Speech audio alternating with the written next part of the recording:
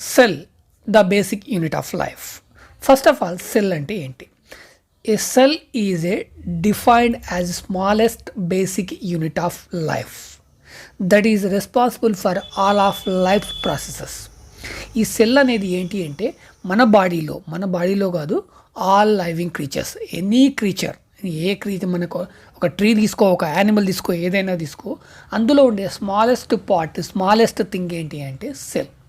So ఇది మన లైఫ్కి బేసిక్ యూనిట్. ఈ సెల్ అనేది లేకపోతే మనం లేము.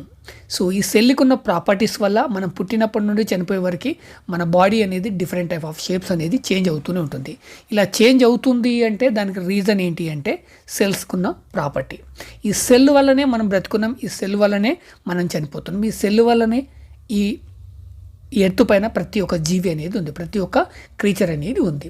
ఈ సెల్ అనేది ఫస్ట్ మనకి ఏంటి అంటే ఒక స్ట్రక్చర్ ఇస్తుంది. సో మన బాడీ ఇలా ఉంది అంటే దానికి రీజన్ ఏంటి అంటే మన సెల్. సో ఈ సెల్ అనేది మన బాడీకి ఒక స్ట్రక్చర్ ఇచ్చింది. స్ట్రక్చర్ ఇచ్చింది అంటే ఇక్కడ ఏంటి, మన బాడీలో కొన్ని పార్ట్స్ అనేవి రెడీ అయ్యాయి. సో మన బాడీలో పార్ట్స్ అనేవి ఎలా రెడీ అయ్యాయి అంటే that's based on cell. So మనకి బాడీలో డిఫరెంట్ టైప్ ఆఫ్ పార్ట్స్ ఉన్నాయి, ఒక్కొక్క పార్ట్స్ అనేది ఒక్కొక్క ఫంక్షన్ ఉంటుంది. సో ఇది ఏంటి అంటే సెల్. మన బాడీలో ఒక పార్ట్ అనేది ఇలా ఈ షేప్లో ఉంది, అది ఒక ఫంక్షన్ చేస్తుంది, అదొక వర్క్ చేస్తుంది అంటే దానికి రీజన్ ఏంటి అంటే రీజన్ ఏంటి అంటే సెల్. సో ఈ వరల్డ్లో, ఈ ఎర్త్ పైన ఎక్కడైనా సరే ఒక జీవి, ఒక లైవ్ అనేది ఉంది అంటే దానికి బేసిక్ యూనిట్ ఏంటి అంటే సెల్. ఒక స్ట్రక్చర్, ఒక జీవి ఇలా ఎందుకు ఉంది, అది అలా ఎందుకు వర్క్ చేస్తుంది అంటే దానికి రీజన్ ఏంటి అంటే సెల్. ఈ సెల్ అనేది, a cell can replicate itself independently. So మన బాడీలో ఒక పార్ట్ అనేది, సో మనము అమ్మ కడుపులో ఉన్నప్పుడు మనము కొన్ని స్టేజెస్ అనేది గ్రోత్ ఉంటుంది. సో అలా గ్రోత్ అవుతుంది అంటే అక్కడ ఏంటి అంటే సెల్ అనేది రిప్లికేట్ అవుతుంది. సో మనం అమ్మ కడుపులో ఉన్నప్పుడే కాదు, మనం పుట్టిన తర్వాత కూడా, మనం పుట్టినప్పటి నుండి సో ఏజ్ గడుస్తున్న కొద్దీ మన బాడీలో డిఫరెంట్ టైప్ ఆఫ్ చేంజెస్ వస్తాయి. సో ఆ చేంజెస్ రావడానికి రీజన్ ఏంటి అంటే కూడా సెల్. అంటే ఇక్కడ ఏమవుతుంది అంటే సెల్ అనేది మన బాడీలో కొన్ని పార్ట్స్ని సమ్ చేంజెస్ అనేది తీసుకొస్తుంది. అది ఎలా తీసుకొస్తుందంటే సెల్ అనేది సేమ్ తనలాగే జీరాక్స్. సో ఒక పార్ట్కి సంబంధించి ఏ విధమైన స్ట్రక్చర్ కావాలి, ఏ విధమైన ప్రాపర్టీస్ కావాలి, అది ఏ విధంగా ఫంక్షన్ చేయాలి, దాని స్ట్రక్చర్ ఎలా ఉండాలి, ఇదంతా కూడా ఈ సెల్ అనేది మనకి ఇస్తుంది. సో అందుకే ఈ సెల్ అనేది మన బాడీలో ఒక స్మాల్ బ్లాక్. సో కొన్ని బ్లాక్స్ కలిస్తే మనం రెడీ అయ్యాం, కొన్ని బ్లాక్స్ కలిస్తే ఒక జీవి రెడీ అయింది. ఒక చెట్టు కానివ్వండి, ఒక యానిమల్ కానివ్వండి, ఇంకేదైనా కానివ్వండి. ఓకే, ప్రతి ఒక్కటి కూడా, ఈవెన్ మనం మట్టి కానీ, చెక్క కానీ, రాయి కానీ, ఏదైనా సరే అది అలా రెడీ అవ్వడానికి రీజన్ ఏంటి అంటే సెల్. అంటే ఇక్కడ సెల్ అంటే ఏంటి అంటే స్మాల్ పార్ట్స్. అలా కొన్ని పార్ట్స్, నెంబర్ ఆఫ్ వేలు, లక్షలు, కోట్ల కొన్ని పార్ట్స్ కలిపి మనకి ఒక పార్ట్ అనేది రెడీ అవుతుంది. కొన్ని పార్ట్స్ కలిపితే ఒక ఆబ్జెక్ట్ అనేది రెడీ అవుతుంది. సో ఇక్కడ సెల్ అంటే ఏంటంటే మన బాడీలో ఉండే స్మాలెస్ట్ బ్లాక్. అది ఏంటి అంటే basic unit of our life. మరి ఇక్కడ సెల్ అనేది smallest part. So some times దాన్ని మనము కళ్ళతో చూడలేము. మరి ఈ సెల్ మనకి ఎలా తెలిసింది? సో మన ఈ బాడీ కానీ, అంటే ఎవ్రీ లైఫ్, ఓకే, ఇక్కడ ఎవ్రీ యానిమల్, ఎవ్రీ ట్రీ కొన్ని వేల లక్షల కోట్ల సెల్స్తో అది కన్స్ట్రక్ట్ అయింది అంటే, సో ఆ సెల్ అనేది మనకి ఎలా తెలిసింది అంటే, ఇప్పుడు మనము ఒక కోనిఫర్ ట్రీ ఉంది, though biggest tree, though smallest is mosses. ఇక్కడ మోసెస్ మీన్స్ మనకి తెలుగులో నాచు అంటాం. అది ఎక్కడ ఉంటుంది అంటే మనకి కాలువలల్లో, మనకంటే ఎక్కువ వాటర్ అనేది కొద్దిగా నిల్వ ఉండి అక్కడ సన్ రేస్ పడ్డప్పుడు, అక్కడ ఎండ పడ్డప్పుడు కొన్ని రోజులకి అక్కడ గ్రీన్ కలర్లో నాచు వస్తుంది. సో అది కూడా కొన్ని సెల్స్ చేతనే కన్స్ట్రక్ట్ చేయబడింది.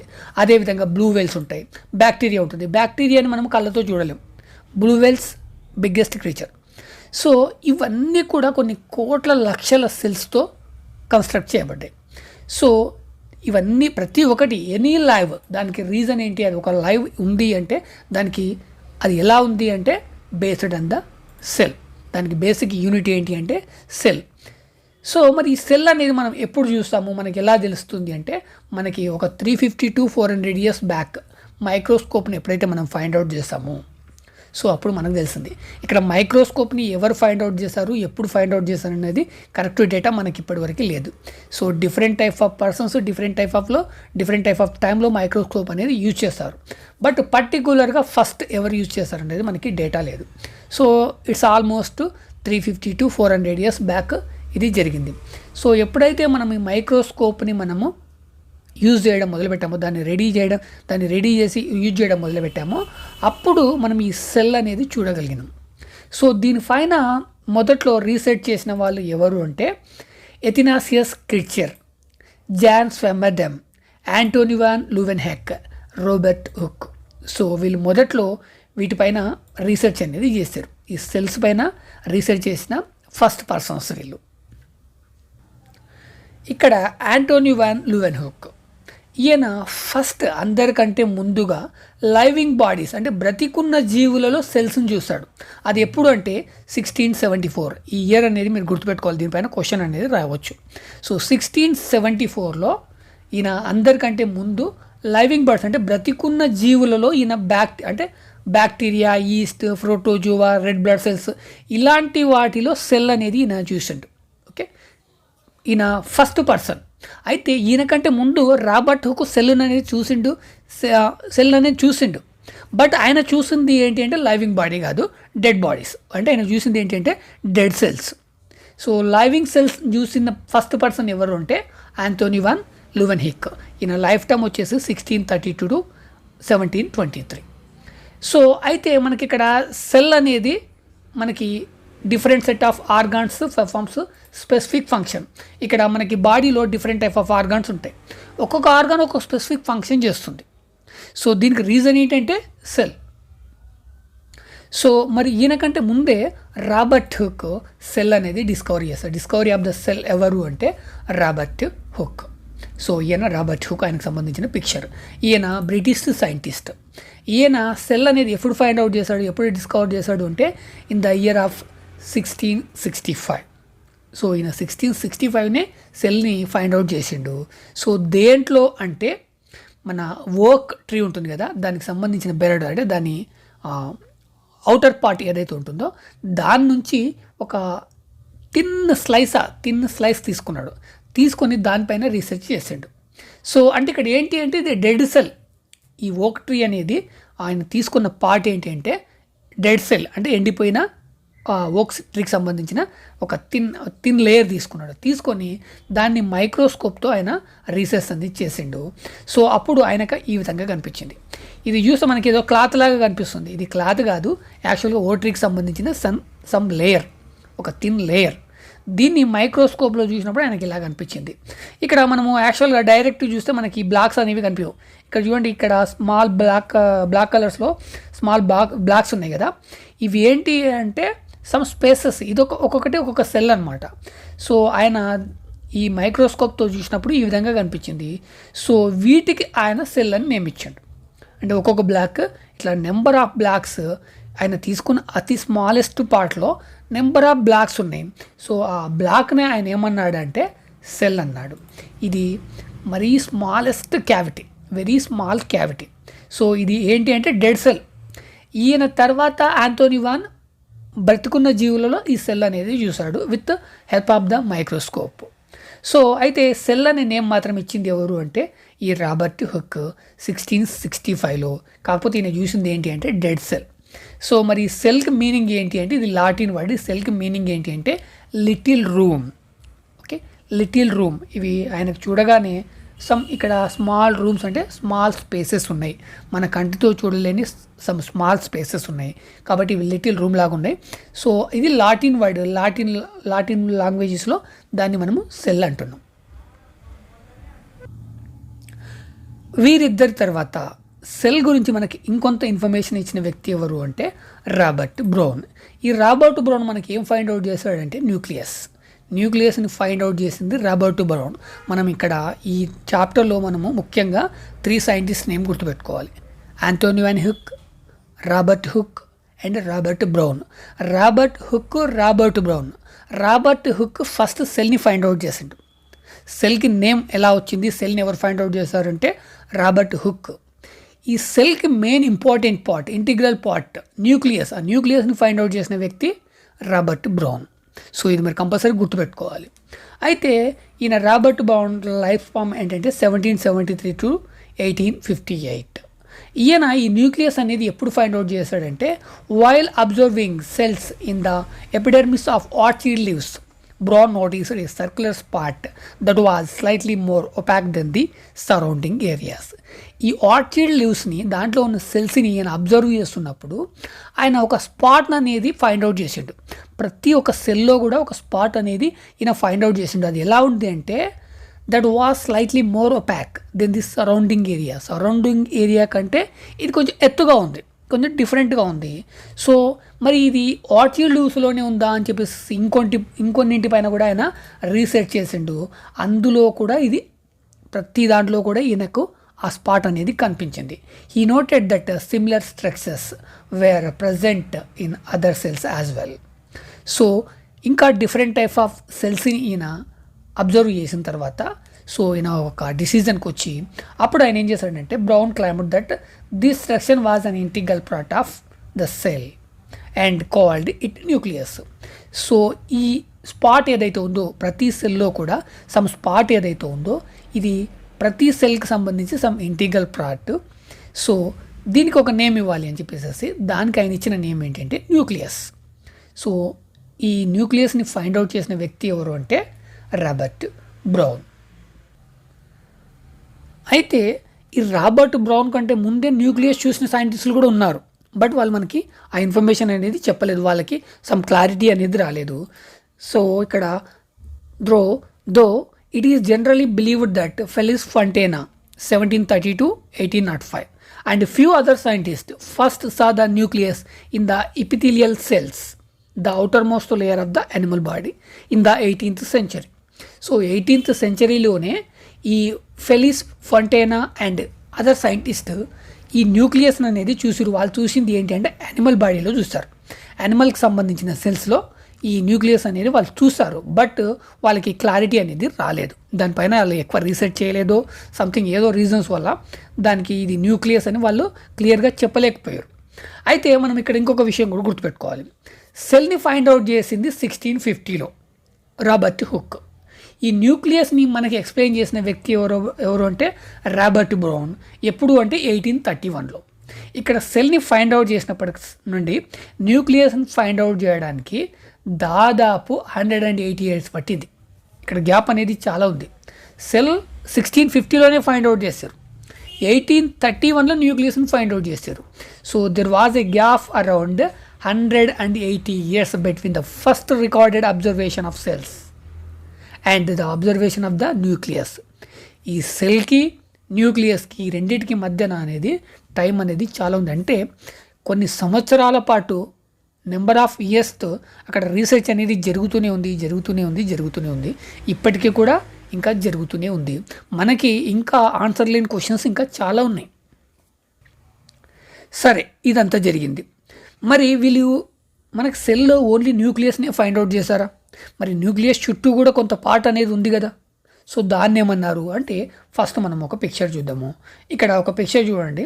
ఇది సెల్కి సంబంధించి మైక్రోస్కోప్లో పిక్చర్. సో మనకి ఇక్కడ కొన్ని నేమ్స్ ఉన్నాయి. కైటోప్లాస్మ్, దీన్నే మనం తెలుగులో కణద్రవ్యం అంటాం. సో ఇక్కడ ఒక్కొక్క బ్లాక్ ఉంది కదా, అది ఒక్కొక్క బ్లాక్ ఒక్కొక్క సెల్. సో దీంట్లో ఇక్కడ ఓవరాల్గా దానికి ఫుల్గా ఉండేది ఏంటి అంటే సైటోప్లాస్మ్. సో దాన్ని మనము కణద్రవ్యం అంటాం తెలుగులో. దాని తర్వాత స్టొమాటా. ఇక్కడ చూడండి, ఇక్కడ కొంచెం డిఫరెంట్గా ఉంది. సో ఇది ఏంటి అంటే దీన్ని మనము పత్రరంధ్రం అంటాం తెలుగులో, ఇంగ్లీష్లో స్టొమాటా అంటాం. సో ఇది చేసే వర్క్ ఏంటి అంటే నేను ఇంకా నెక్స్ట్ చెప్తాను. నెక్స్ట్ అదేవిధంగా సెల్ వాల్.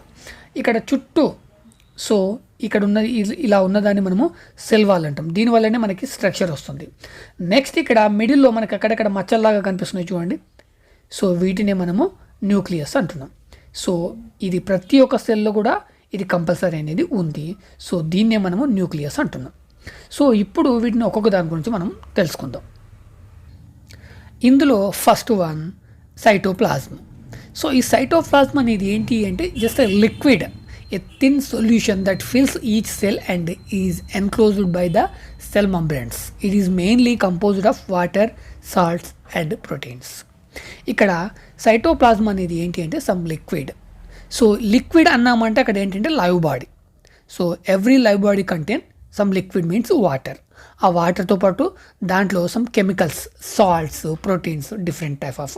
సో అక్కడ ఆ స్ట్రక్చర్ని బట్టి, ఆ ఆర్గాన్స్ని బట్టి అందులో డిఫరెంట్ టైప్ ఆఫ్ థింగ్స్ అనేవి ఉంటాయి. సో ఇది ఏంటి అంటే ఈ న్యూక్లియస్ ఏదైతే ఉందో దాని చుట్టూ ఉంటుంది, దాన్నే మనము సైటోప్లాజం అంటాము. ఇది లిక్విడ్ టైప్ ఉంటుంది. Next second one stomata. ఈ స్టొమాటా అనేది ఏంటి అంటే మనకి ఈ ట్రీస్ లీవ్స్ ఉంటాయి కదా, ఆ లీవ్స్లో ఇది ముఖ్యంగా ఏం చేస్తుందంటే గ్యాస్ ఎక్స్చేంజ్. మనకి నోస్ ఎలాగో ఇది అలా అనమాట. సో ఇక్కడ ఎయిర్ అనేది ఎక్స్చేంజ్ చేస్తుంది, కార్బన్ డైఆక్సైడ్ తీసుకొని ఆక్సిజన్ అనేది రిలీజ్ చేస్తుంది. సో ఇది ఎక్కువగా ఎక్కడ ఉంటుంది అంటే లీవ్స్లో ఉంటుంది. సమ్ స్పెషల్ స్టమ్స్, కొన్ని ట్రీస్కి సంబంధించి స్టెమ్స్లో కూడా ఇది ఉంటుంది. Next cell wall. వాల్ అంటేనే మనకు తెలుసు సమ్ స్ట్రక్చర్. దీనివల్లనే ఎవ్రీ లైవ్కి ఒక స్ట్రక్చర్ అనేది వస్తుంది. సెల్కి ఫస్ట్ ఆఫ్ ఆల్ ఒక సెల్కి స్ట్రక్చర్ ఇచ్చేది ఏంటి అంటే ఈ cell wall. A cell wall is a structural layer surrounding some types of cells just out side the cell membranes. ఈ సెల్ మెంబ్రెన్స్కి చుట్టూ ఉన్నదే ఈ cell wall. It can be tough, flexible and some times rigid. It provides the cell with both structural support and protection and also acts as a filtering mechanism. ఇది మనకి filtering మెకానిజాన్ని కూడా అందిస్తుంది. So ఈ cell లోపలికి ఏదైనా పోవాలన్నా, సెల్లోంచి బయటికి రావాలన్నా ఇది ఫిల్టర్ చేస్తుంది అనమాట. ఇది మనకి స్ట్రక్చర్ ఇవ్వడంతో పాటు సమ్ ప్రొటెక్షన్, దాంతోపాటు ఫిల్టర్. సో ఈ టైప్ ఆఫ్ ఈ వర్క్ అంతా చేసేది ఏంటి అంటే సెల్ వాల్. దీని తర్వాత మనం తెలుసుకోవాల్సింది న్యూక్లియస్. సో టోటల్ చాప్టరే మనము ఈ న్యూక్లియస్ సెల్ ఉంది అంటే డిపెండ్ ఆన్ ద న్యూక్లియస్. ఈ న్యూక్లియస్లో ముఖ్యంగా ఏముంటుంది అంటే డిఎన్ఏ. సో డిఎన్ఏ వల్లనే మనకు ఒక స్ట్రక్చర్ వస్తుంది, ఒక ఆర్గాన్ ఏర్పడుతుంది, ఒక ఆర్గాన్ అనేది ఒక ఫంక్షన్ చేస్తుంది. సో ఇవన్నీ బేస్డ్ ఆన్ ద డిఎన్ఏ. ఆ డిఎన్ఏ అనేది ఎక్కడ ఉంటుంది అంటే సెల్లోని న్యూక్లియస్లో ఉంటుంది. అయితే వీటన్నిటిని మనం చూడాలి అంటే మనకు కావాల్సింది ఏంటి అంటే సో మైక్రోస్కోప్తో పాటు మనకి సమ్ లిక్విడ్స్ కావాలి. అవి ఏంటి అంటే saffron and methylene blue or red ink. ఇవి ఉంటేనే వీటిని మనము కళ్ళతో చూడగలం, లేకపోతే మనము వీటిని చూడలేం. సో దీని తర్వాత నెక్స్ట్ మనం తెలుసుకోవాల్సింది ఏంటి అంటే ఈ సెల్స్ని మనము మెయిన్గా 2 టైప్స్గా డివైడ్ చేయొచ్చు. డైవర్సిటీ ఇన్ సెల్ అంటే డిఫరెన్స్ బిట్వీన్ సెల్స్లో కూడా మనకి డిఫరెంట్ సెల్స్ ఉన్నాయి. అవి ఏంటి అంటే unicellular organisms and multicellular organisms. ఇక్కడ unicellular means single, uni means single. ఇందులో ఏంటి అంటే ఓన్లీ సింగిల్ సెల్ ఉంటుంది. సో దిస్ టైప్ ఆఫ్ లైఫ్స్లో unicellular organisms are made of only one cell that carries out of all the functions needed by the organism. ఒక organism సంబంధించిన total వర్క్ను మొత్తము ఆ సింగిల్ సెల్లే చేస్తుంది. సో ఓన్లీ సింగిల్ సెల్ ఉంటే దాన్ని యూనిసెల్యులర్ ఆర్గానిజం అంటాము. ఫర్ ఎగ్జాంపుల్ ఏంటి అంటే అమీబా. మనకు మెయిన్గా ఫస్ట్ గుర్తొచ్చేది ఏంటి అంటే అమీబా. సో దీని తర్వాత మల్టీ సెల్యులార్ ఆర్గానిజం. ఇక్కడ మల్టీ సెల్యులార్ ఆర్గానిజమ్స్ ఏంటంటే ఈ ఫస్ట్ వన్కి ఆపోజిట్. సో ఇక్కడ నెంబర్ ఆఫ్ సెల్స్ ఉంటాయి. సో నెంబర్ ఆఫ్ సెల్స్ ఉంటే ఇక్కడ more than 1 cell are called multicellular organisms. So ఇక్కడ మల్టీ సెల్స్ ఉంటాయి. సో కాబట్టి ఇక్కడ ఏంటి అంటే ఇక్కడ డిఫరెంట్ టైప్ ఒక్కొక్క ఆర్గాన్ ఒక్కొక్క స్పెసిఫిక్ వర్క్ చేస్తుంది. సో అంటే ఇక్కడ some specific cells some specific ఆర్గాన్ని క్రియేట్ చేస్తాయి. ఆ స్పెసిఫిక్ ఆర్గాన్ ఒక స్పెసిఫిక్ టాస్క్ మాత్రమే ఇక్కడ చేస్తుంది. సో మనం ఇప్పుడు నెక్స్ట్ ఈ సెల్ అనేది అబ్జర్వ్ చేయడానికి ఒక లీఫ్ని తీసుకుందాం.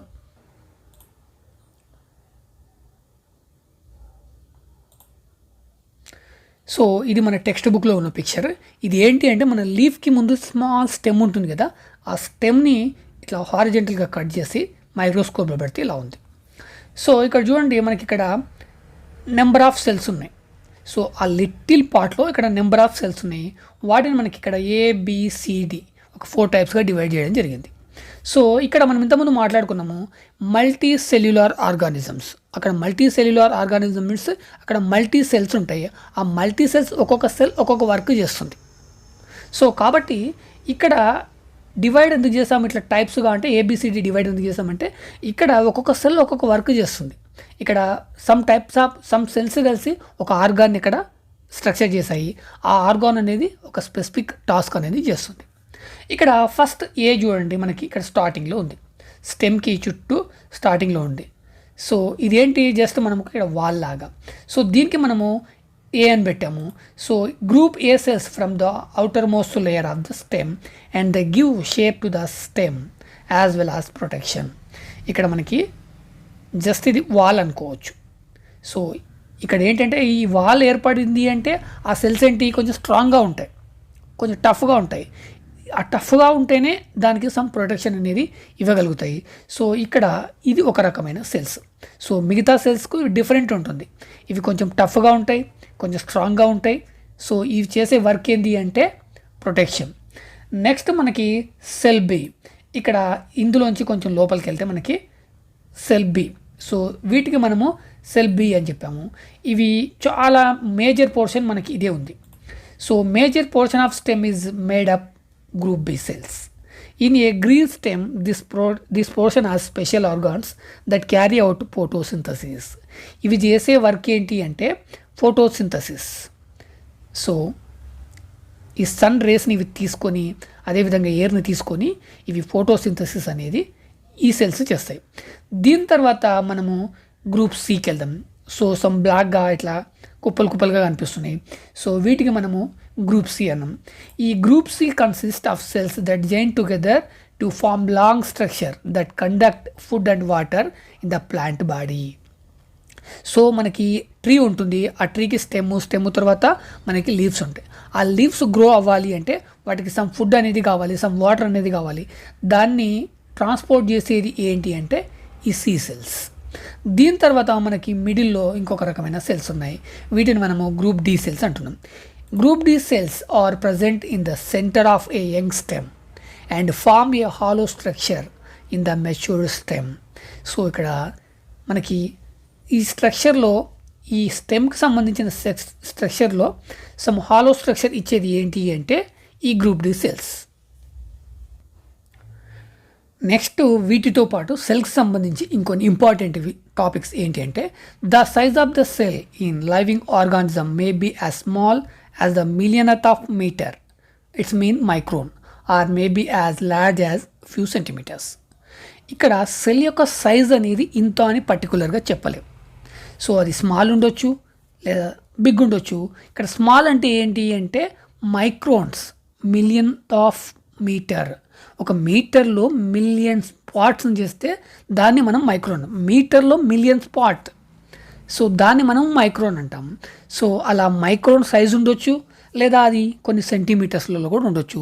సెల్కు పర్టికులర్ సైజ్ అంటూ లేదు. Majority of cells are too small to be seen with naked eye. They can be seen only through a microscope. మనం చాలా వరకు ఈ సెల్స్ని మన కంటితో చూడలేం. ఫర్ ఎగ్జాంపుల్ బ్యాక్టీరియా ఉంది, బ్యాక్టీరియానే మనం కంటితో చూడలేం. బ్యాక్టీరియాలో ఉండే సెల్స్ని మనం ఎలా చూస్తాం? సో వీటిని చూడాలి అంటే మనకు కావాల్సింది ఏంటి అంటే microscope. The smallest cell 0.1 to 0.5 micrometres is found in bacteria. బ్యాక్టీరియాలో ఉండే స్మాలెస్ట్ సెల్ సైజ్ ఎంత అంటే 0.1 to 0.5 మైక్రోమీటర్స్. ఇక్కడ మైక్రోన్స్ అంటే ఒక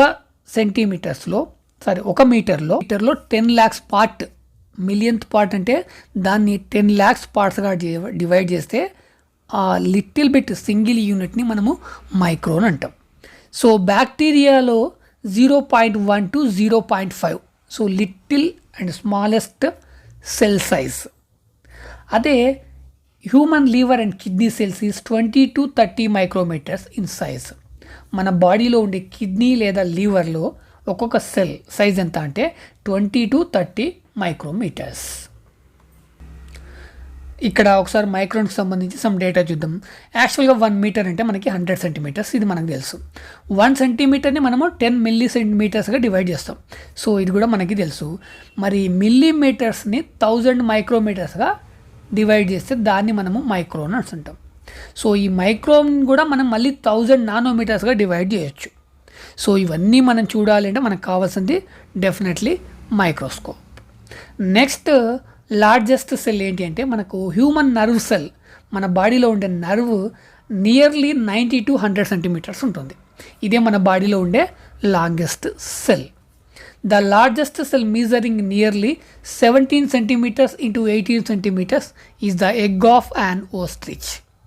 మనకి ఇప్పటివరకు ఫైండ్ అవుట్ చేసిన లార్జెస్ట్ సెల్ దేంట్లో ఫైండ్ అవుట్ చేసామంటే ఎగ్లో. దేనికి సంబంధించిన ఎగ్? ఓస్ట్రిచ్. తెలుగులో మనం నిప్పుకోడి అంటాం. దానికి సంబంధించిన ఎగ్లో దాన్ని అబ్జర్వ్ చేస్తే దాంట్లో మనకి బిగ్గెస్ట్ సెల్ ఇప్పటివరకు అవైలబుల్. దాని సైజ్ ఎంత అంటే 17 సెంటీమీటర్స్ ఇంటూ 18 సెంటీమీటర్స్.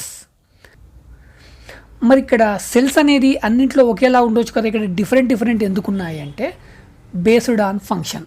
ఒక సెల్ యొక్క ఫంక్షన్ ఏంటి, దాన్ని బేస్ చేసుకొని ఆ సెల్ యొక్క సైజ్ ఉంది. ఫర్ ఎగ్జాంపుల్ మన హ్యూమన్ నర్వ్ ఉంది. సో ఈ నర్వ్ వల్లనే మన బాడీలోని ప్రతి పార్ట్ పనిచేస్తుంది. మన బ్రెయిన్లోంచి ప్రతి మెసేజ్ ఏదైనా ఒక ఆర్గాన్కి పాస్ అవ్వాలంటే మన చిటికెన వేలి ఇలా మూవ్ అవ్వాలి అంటే దానికి కావాల్సింది ఏంటంటే మన నర్వ్ సిస్టమ్ అనేది పనిచేయాలి. అంటే ఇక్కడ ఈ నర్వ్ సిస్టమ్ స్కోప్ అనేది చాలా బిగ్, కాబట్టి మనకి ఇక్కడ నర్వ్ సెల్ అనేది చాలా బిగ్ సైజులో ఉంది. అదేవిధంగా ఇక్కడ ఒక ఆర్గానిజం అంటే మన బాడీలో ఒక పార్ట్ అనేది, ఒక ఆర్గాన్ అనేది ఒక షేప్లో ఉంది, ఒక సైజులో ఉంది అంటే దానికి రీజన్ ఏంటి అంటే సెల్ యొక్క సైజ్ కాదు, ఇక్కడ నెంబర్ ఆఫ్ సెల్స్. మనకి కొన్ని సెల్స్ కలిస్తేనే మనకు ఒక స్ట్రక్చర్ వస్తుంది, ఒక ఆర్గాన్కి ఒక స్ట్రక్చర్ వస్తుంది. సో అక్కడ ఒక స్ట్రక్చర్ ఈ సైజులో ఉంది, ఒక సైజులో ఉంది అంటే దానికి రీజన్ ఏంటి అంటే అక్కడ నెంబర్ ఆఫ్ సైజు, అంతేగాని అక్కడ సెల్ యొక్క సైజ్ అనేది కాదు. అక్కడ ఎన్ని సెల్స్ ఉన్నాయనేది ఆర్గాన్ యొక్క సైజుని డిసైడ్ చేస్తుంది. సో దీన్ని బేస్ చేసుకొని మన టోటల్ కన్క్లూజన్ ఏంటి అంటే సెల్ అనేది అన్నింట్లో ఒకే షేప్లో ఉండదు, అదేవిధంగా ఒకే సైజులో ఉండదు. అదేవిధంగా ఒక ఆర్గాన్లో ఒకే నెంబర్లో అంటే ప్రతి ఆర్గాన్లో సేమ్ నెంబర్ ఆఫ్ సెల్స్ అనేవి ఉండవు. సో ఇవి most important points in this chapter. ఇవి మీరు కంపల్సరీ గుర్తుపెట్టుకోవాలి.